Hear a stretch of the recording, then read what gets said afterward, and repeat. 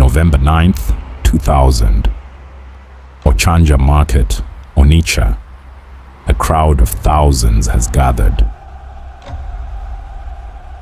They are not here for a crusade. They are here for an execution. In the center of the circle kneels a man who claimed to be God's anointed, Prophet Eddy Nawgu. He was the most powerful spiritualist in Igboland. You can't touch me! Politicians bowed to him. Billionaires worshipped him. Drink this, you will become a Nigerian governor. But today, his staff is broken.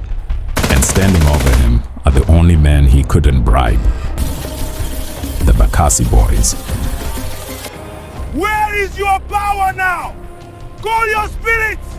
Let them save you! This is the true story of the false prophet. The confession tapes. In the day jungle justice conquered occultism.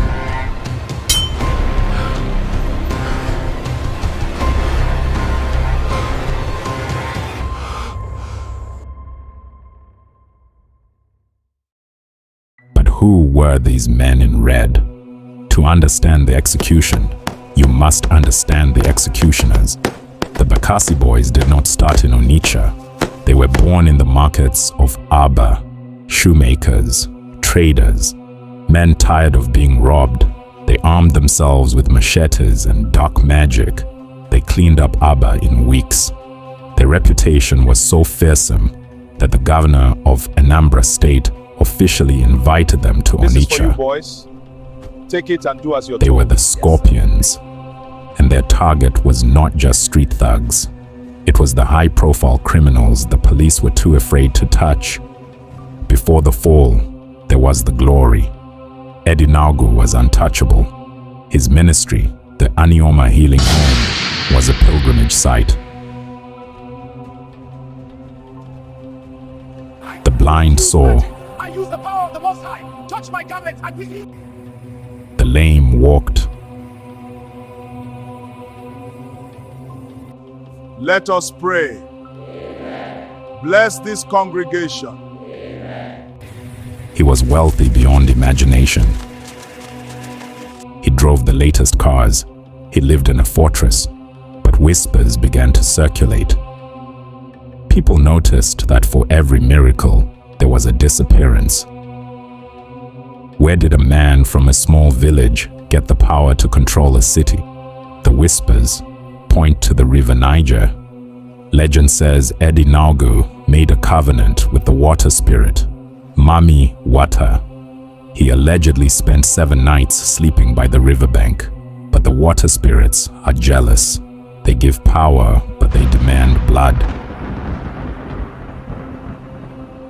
And then there was the money ritual.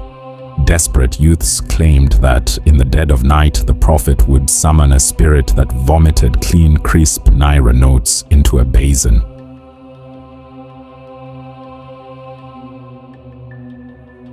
Ìmọ́lẹ̀ àti agbára wá sí ayé wa, èmi ńlá sọ́wọ́ di mímọ́ sí ilẹ̀kùn àsìkò àti àyẹ̀mọ́.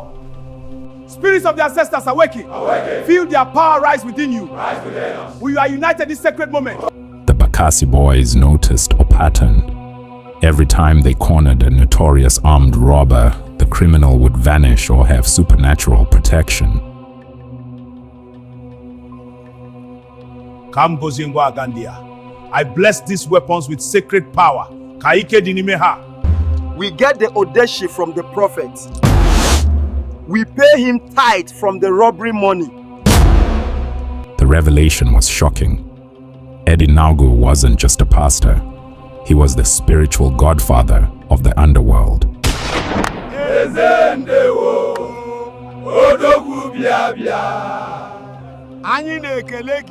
But he was cunning. He wrapped himself in tradition.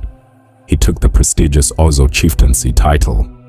In Igbo culture, an Ozo title holder is sacred. He thought this made him untouchable. Abomination does not stop the machete. The Bakassi Boys stormed his compound. It was a spiritual war. You're done! Is that all? You can't touch me! For justice over defense! Nawgu's guards fired. The bullets bounced off the vigilantes. They found the prophet in his inner chamber. He raised his staff to strike them down. I lay a curse upon your treacherous souls. You shall know suffering. Jesus. But the Bakasi leader struck first. He knocked the staff from his hand. The moment the staff touched the floor, the god became a mere mortal. But the arrest was not easy. Hundreds of women flooded the streets. These were the beneficiaries of his miracles, barren women who now had children. They threw themselves in front of the Bakasi vehicles.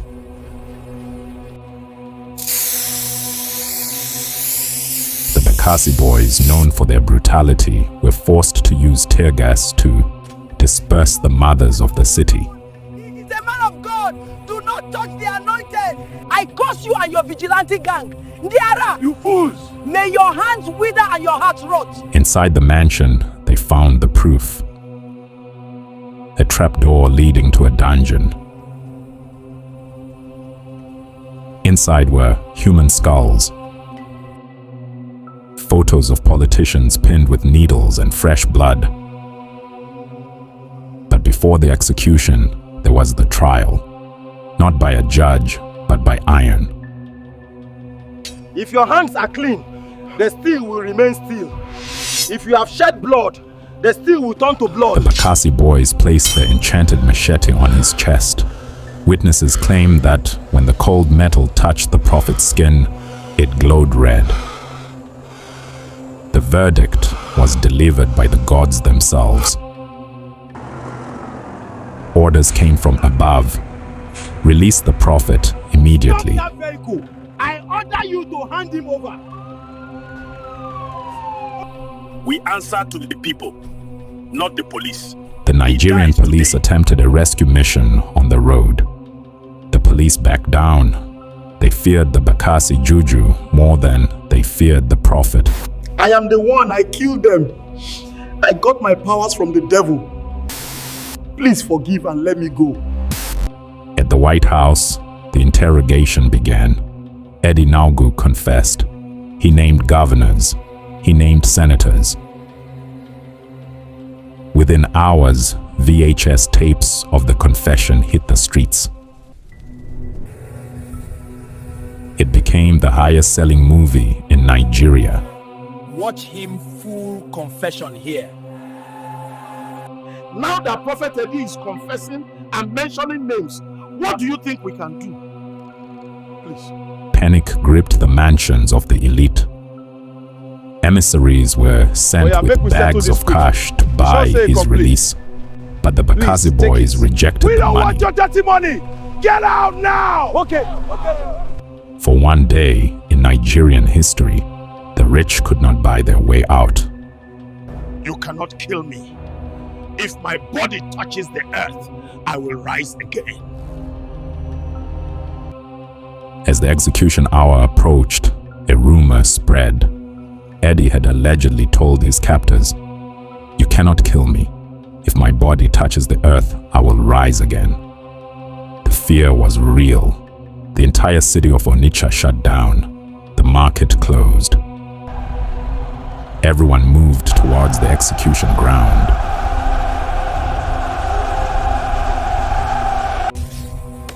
As the machetes were sharpened, the prophet made one final request.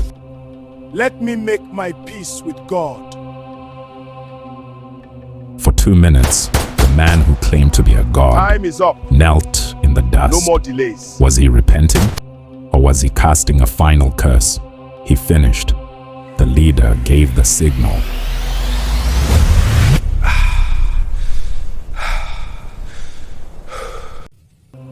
They beheaded him. They cut him into pieces. They burned him to ashes so he could never return. But the madness didn't end with the fire. As soon as the flames died down, the crowd surged forward. Witnesses report that people rushed to scoop up the hot ashes of the prophet. They believed even his dead ash contained spiritual power. It was a chilling realization. The Bakassi Boys killed the man, but they couldn't kill the superstition. 20 years later, the name Eddy Nawgu still brings fear in Anambra. Was he a misunderstood religious leader?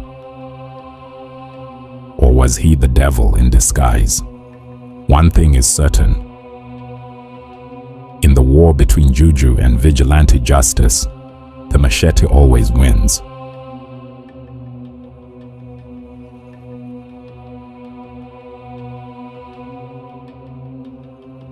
Subscribe to Ancient Nigeria Reimagined. We document the history they want you to forget. Thank you for watching. See you in the next episode.